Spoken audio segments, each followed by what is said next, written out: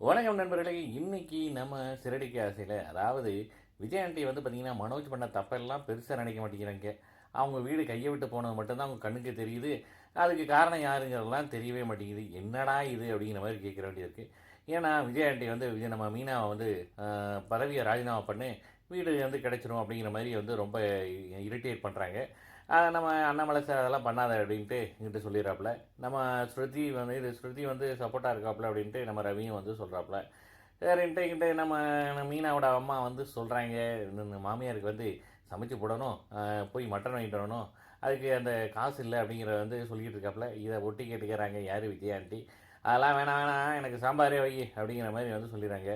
சரின்ட்டு இவங்க போயிட்டு சாமான்லாம் வாங்கிட்டு வரலான்ட்டு போயிட்டு வர்றாங்க வெளியில். நம்ம இங்கிட்டு விஜயாண்டி வந்து சாம்பார் வச்சுறாங்க. அந்த சாப்பாடை வந்து பார்த்திங்கன்னா வாயிலே வைக்க முடியல. பட் இருந்தாலும் நம்ம மீனாவும் அம்மாவும் தம்பியும் வந்து சூப்பர் சூப்பர்னு சொல்கிறாங்க. அண்ணாமலை சார் விஜயாண்டி கிட்ட சொல்கிறாங்க, இதுதான் அவங்களுக்குள்ள உனக்கும் அவங்களுக்குள்ள வித்தியாசம் அப்படிங்கிறாப்புல. இந்த பக்கம் நம்ம வக்கீலை பார்த்து வக்கீல்கிட்ட கேட்குறாங்க, எப்படியாவது தடுத்து நிறுத்த முடியுமான்ட்டு. அதுக்கு அவங்க ஒரு 10 லட்ச ரூபா அமௌண்ட் கட்டினா நிறுத்திடலாம் அப்படிங்கிறாங்க. சரி, ஓகே, ரெடி பண்ணுறேங்கிறாங்க. இங்கிட்ட ரோஹிணி வந்து கடைக்கு வர, அதை வந்து அவங்க இங்கேருந்து வீடியோ மொபைல் மூலமாக பார்த்துட்டு நம்ம விஜயாண்டி வந்து ரோஹிணியை கண்ணாபிரான்னு திட்டுறாங்க. அது வந்து இங்கே திட்டுறது அங்கே கேட்குது பார்க்கணும். ரோஹிணிக்கு என்ன பண்ணானே தெரியல. ஏன்னா எல்லோரும் முன்னால் அசிங்கப்பட்டு நிற்கிறாங்க. அதோட முடியுதுங்க. பார்க்கலாம் எப்படி இருக்குன்ட்டு. ஒரு எபிசோடை மிஸ் பண்ணாமல் பாருங்கள், என்ஜாய் பண்ணுங்கள். நன்றி, வணக்கம்.